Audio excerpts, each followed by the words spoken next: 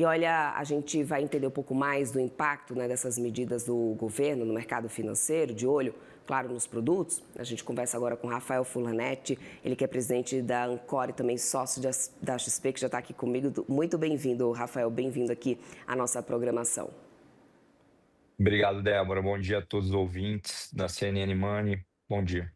Vamos lá, Rafael, que reviravolta essa, né, que a gente viu acontecer de ontem para hoje, inclusive, ou seja, né, uma grande preocupação do mercado, claro, com os impactos de tudo isso. Uhum.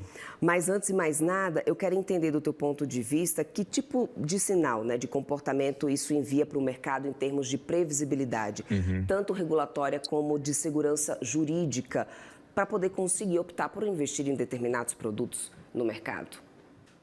Ô, Débora, eu sou o presidente da Ancor, né, que é a Febraban das corretoras. Pela Ancor passa 90% do volume da Bolsa de Valores do Brasil.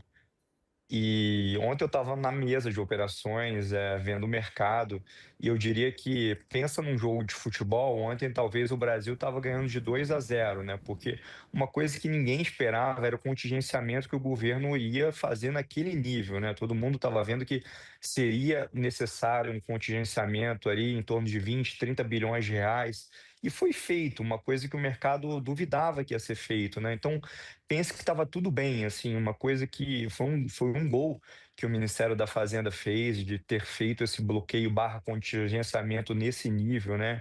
Então, o câmbio brasileiro, né, o dólar, o real estava se valorizando, as taxas de juro futuro caindo, né?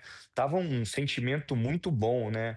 Até porque nessa confusão dos Estados Unidos as pessoas estão prestando um pouco menos de atenção para o Brasil, então a gente até pode fazer uma escorregadinha aqui e ali que as pessoas até relevam, né? Bolsa brasileira está bem, então os ativos estavam perfumando, né? Num jogo de futebol, eu diria que a gente estava ganhando ali, Débora, de 2-0.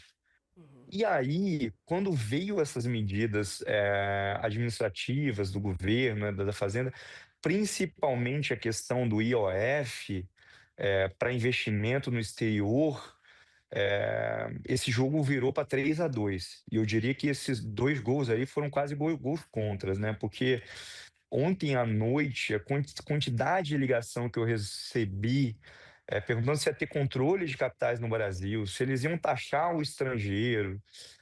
O desarranjo foi tamanho dessa medida, né? Porque quando você coloca uma taxa de 3,5, né, para investimento no exterior, você desarranja todo um sistema que você tem de investimento fora, isso gera para o gringo uma apreensão. Olha, se eles colocaram 3,5, o que que eles podem colocar amanhã, né?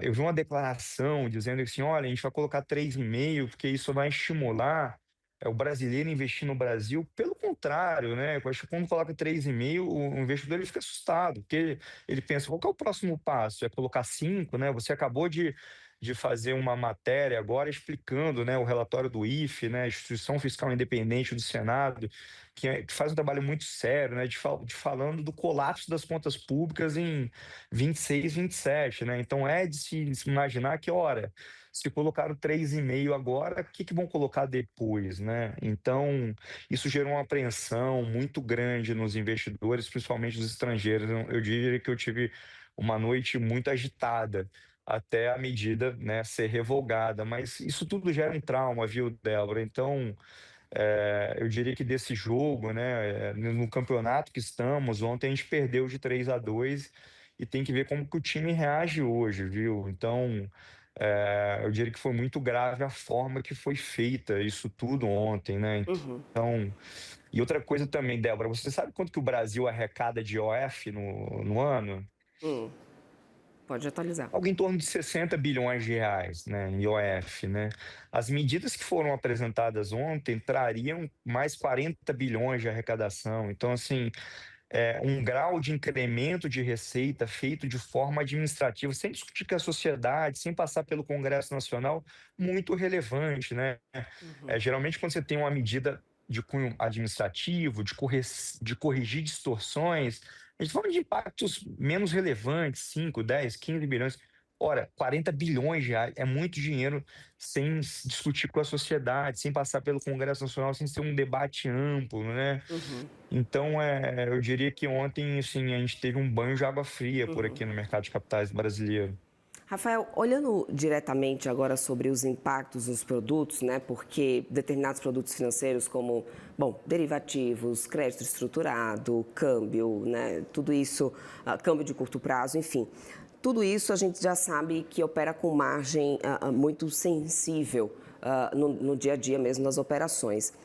Como que essa elevação do IOF afeta o equilíbrio, né, desses produtos e também, claro, a disposição das instituições em continuar oferecendo esses produtos? Porque isso também mexe com as margens. Ou é repassado o custo, ou perde a atratividade do produto. Como que você entende que vai, qual que você entende que vai ser o impacto para esses determinados produtos, então, que são de alta alavancagem ou também de margem mais reduzida? Débora, essas operações elas são de alto grau de alavancagem e elas têm uma margem muito pequena, né? Por exemplo, uma operação de arbitragem, né? Que você está operando duas moedas, está operando diferencial de juros entre dois países. Quando você coloca uma taxa dessa, você inviabiliza a operação. Então, você não tem um impacto direto na liquidez do mercado de capitais brasileiro, né? Então, isso é muito importante. Agora, o que mais me chama a atenção nas medidas foi, por exemplo, quando você olha investimento PGBL e VGBL, né, que são aplicações de longuíssimo prazo, né? Você passar a colocar uma taxa de 5% num ativo que é uma poupança de longo prazo no Brasil, e todos os países que têm muito sucesso, que têm muito progresso, eles têm uma taxa de poupança de longo prazo grande. Isso para mim me preocupa, sabe? Assim, é um desincentivo a você fazer poupança de longo prazo no Brasil, por exemplo. Então, eu vejo coisas mais graves que foram feitas que a gente precisa tratar, né? Eu acho que o governo ontem foi muito correto em voltar atrás em algumas medidas, mas eu diria que a gente tem que ver o andar da carruagem nesses próximos dias para ver de fato um impacto real dessas medidas, né? Ou da possibilidade dessas medidas, né? Uma coisa no mercado e no que a gente faz não é só o que você fez, mas é o que você sinaliza, né?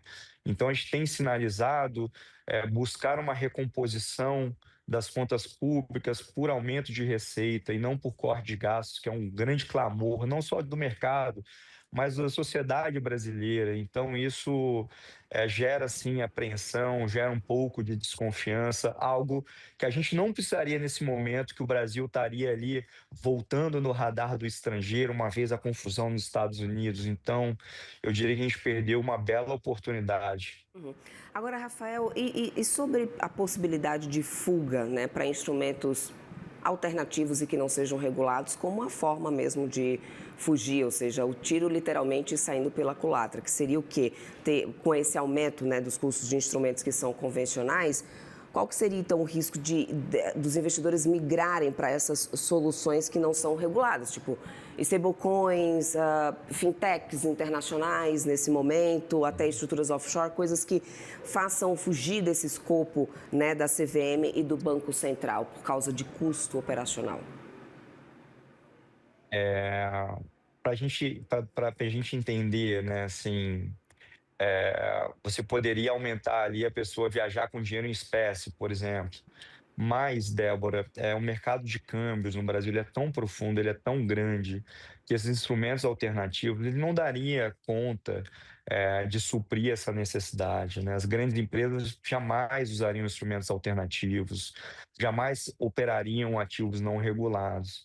Então, acho que tem sim uma perda de fluxo, mas eu diria que não seria tão relevante. Seria preocupante porque você cria ali uma questão moral que não é interessante para o país, né? Então, não me preocupa. O que me preocupa são essas sinalizações de que a gente está buscando fechar a conta por aumento de receita.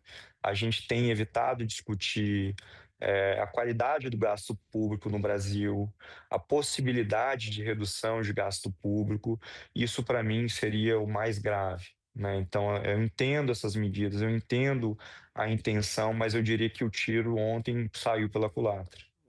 Rafael, como entidade representativa, agora falando pela Ancor, né? A Ancor tem algum plano para poder estabelecer, talvez, canais institucionais com o governo que, sei lá, evitem anúncios precipitados, talvez, né? Como esse que aconteceu agora, dessa noite? Há espaço, talvez, para uma proposta de racionalização do IOF com participação do setor? Como que vocês estão vendo isso? O Core ela está dentro da CNF, né, que é a Confederação Nacional das Instituições Financeiras, que é presidida pelo ex-presidente da Câmara, o Rodrigo Maia, junto também com a FEBRABAN, que é a Federação dos Bancos, a BBC, que é a Associação dos Bancos Médios, entre outras associações importantes do mercado de capitais brasileiros.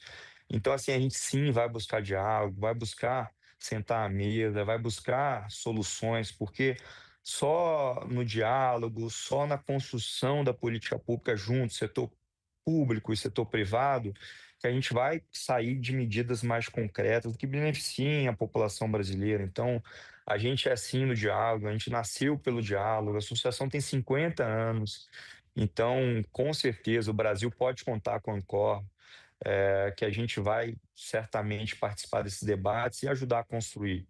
Eu acredito que na política pública você acerta e erra, não tem problema errar, desde que a gente corrija rápido e que ontem, realmente, pelo que foi percebido, o anúncio, ele foi pouco debatido, inclusive com o Banco Central. Então a gente vai buscar cada vez mais o diálogo com a Fazenda, com os órgãos competentes, a fim de juntos formatar uma política pública que seja boa para o investidor brasileiro, que seja boa para a população brasileira. Rafael, muito obrigada pela tua participação. Conversamos com Rafael Furlanetti, ele que é presidente da Ancor e sócio da XP. Bem-vindo sempre aqui à nossa programação. Até uma próxima, Rafael. Obrigado, forte abraço a todos. Até Até mais, tchau, mais. tchau.